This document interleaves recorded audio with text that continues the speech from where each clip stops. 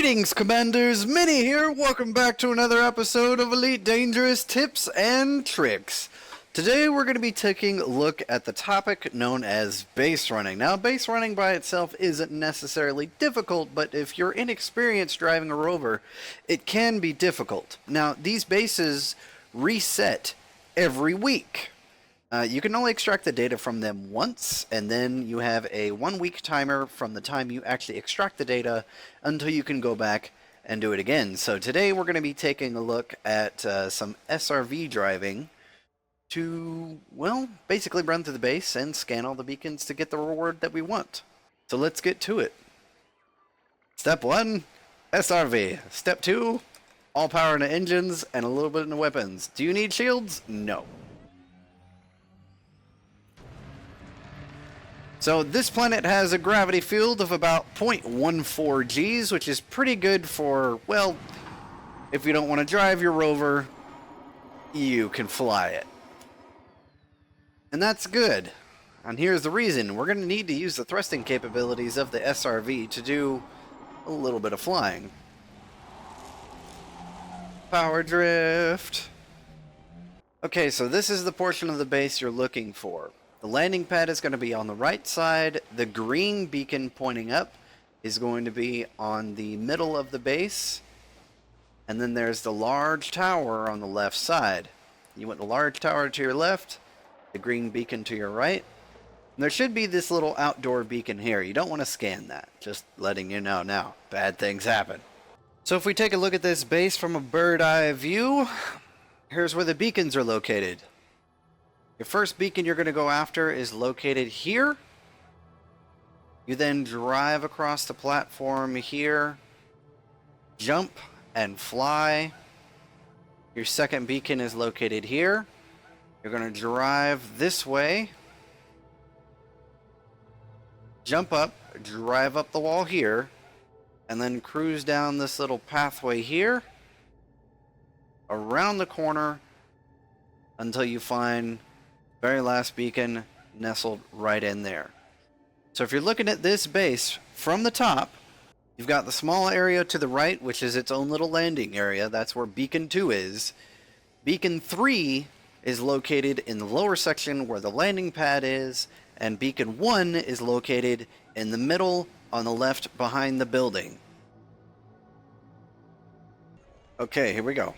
We're going to go up at about half throttle, boost, full throttle, boost, and release. This should put us right on top. We're going to go towards this little slanted part. Continue driving.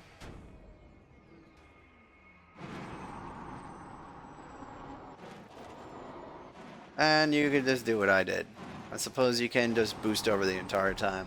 But it takes a lot of practice to be able to fly an SRV. Normally we drive. Now your first data access point is located here on this top right side behind these big blinky barrels. This is the first one that you're going to want to scan. And you'll have to use either the turret or just the right view angle to be able to scan it. The second data beacon is on the central platform inside the plaza of the base. You'll find it on this rectangular platform. You can generally reach this one from your first beacon, which is located right over there in the center of the screen. After this one, you're going to head up around this beacon here, which you don't want to scan. If you do, all the emplacements in the facility will explode and then you will become hostile. And then they'll try to kill you. After that, you're going to be heading toward this green beacon here and literally jumping up the wall next to it and then down the little pathway there. Third data beacon is hidden in between some buildings on the roof. Where exactly? Just across the main courtyard, central beacon, tower, and the landing pad. Now that we're in position, let's start the first scan and move on. What I like doing is aligning the front of my SRV down this pathway. That way when I'm ready to go, when I turn off the turret, it immediately points me in the right direction. I can continue on to the next beacon. Scan number 1.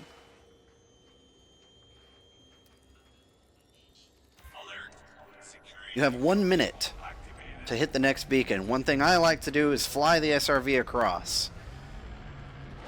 There's the beacon right there. I'm going to maintain my altitude to where I can hit right in front of the beacon and then immediately apply the brakes.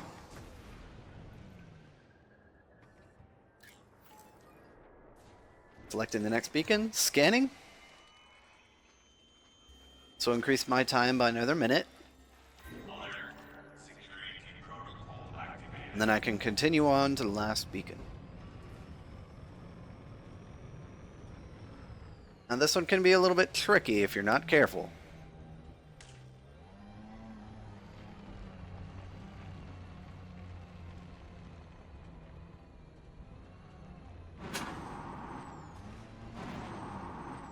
But with enough practice, you should be able to pole vault that area just fine. Don't take this corner too hard or else you'll spin out. Gentle thrust, gentle turn. Here's the last data point.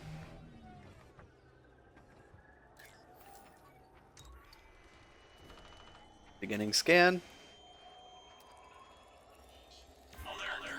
There we go, done with 38 seconds to spare. Now most of these data points will give you unusual encrypted files, cracked industrial firmware, security firmware patch, classified scan fragment. The main two things I'm looking for is modified embedded firmware and cracked industrial firmware. That's the main reason why I do these. Most of this other stuff I don't use, so by the time I'm done, I'll generally just dump it all. This surface facility has the same layout. However, the extra difficulty that we have here is because this is a high gravity world. And because of the trespass warning, I have to dock my ship on the ground way over there. The high gravity planets can technically be done with the same route, however, it is far more difficult. So there's a few things you can do to do the run pretty much the same way, but with slight variations. Let me show you. Now, let's say that you follow the original strategy that I showed you for the last base. Where we come up here, find the area that we can drive up. We're like, okay, here we go. Let's do this.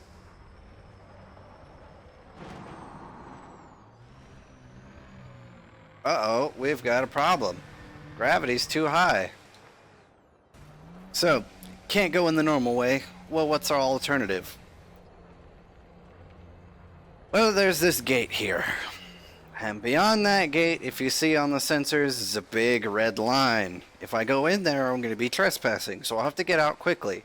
So here's what you want to do. Go in right here. Come up this ramp.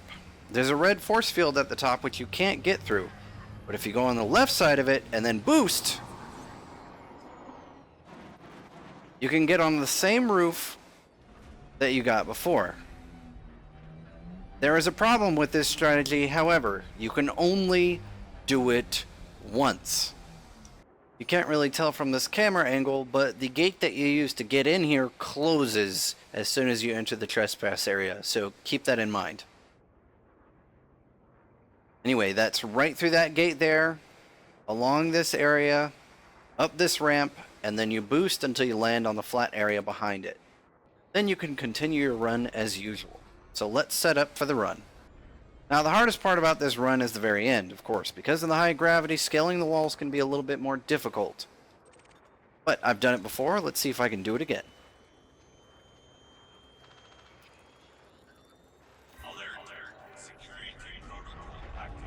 Alright, here we go.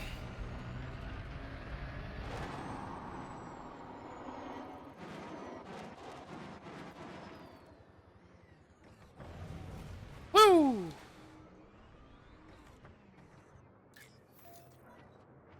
High gravity, thou art a heartless bitch. Come on. Alright, we've got a minute and a half to do this next part.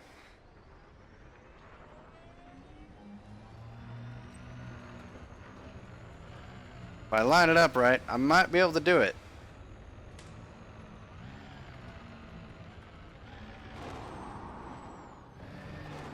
Yes! Come on, baby. Come on. Oh, yeah, baby. And around the bend.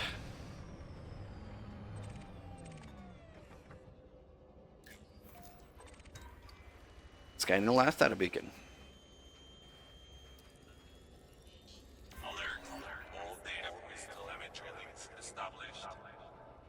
And there you go.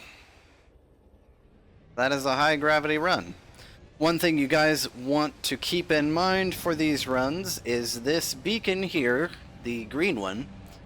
If you scan it, then it will halt the timer for any remaining beacons. But as soon as you scan something else, it will reset. Another good thing that these are for is a little bit of extra cash. So while you're here, you might as well scan the core.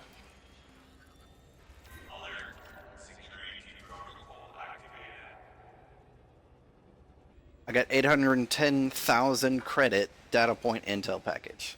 So if you want a little bit extra cash while you're doing these, I would suggest scanning those. Only takes a few extra seconds out of your time.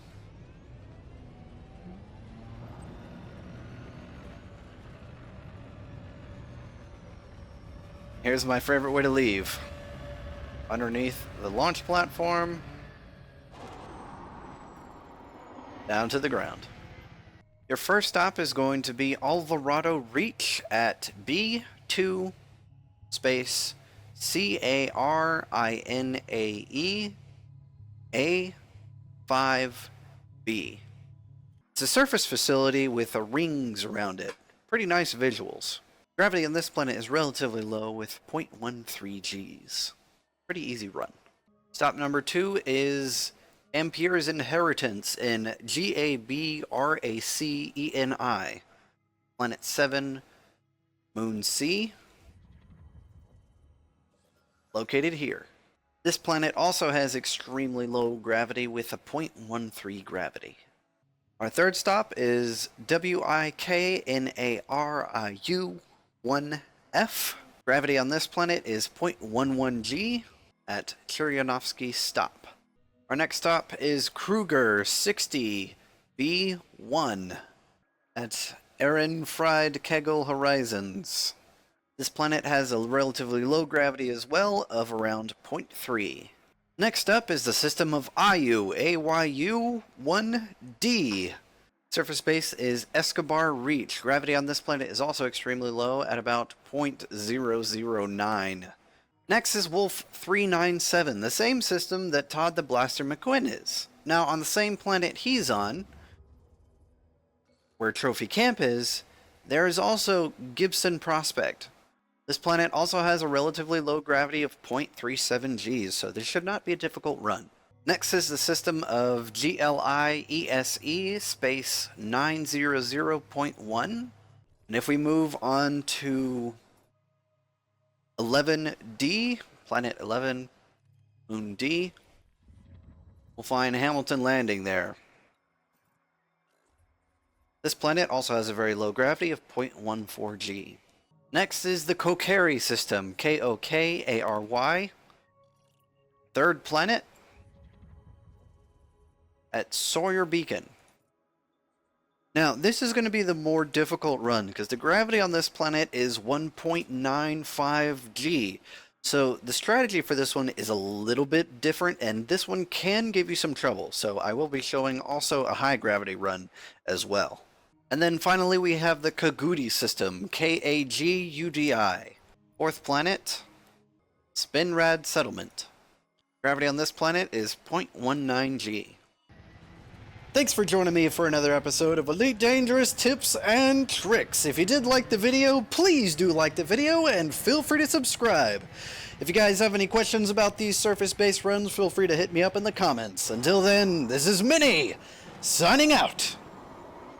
Also, don't forget, gravity is a heartless bitch.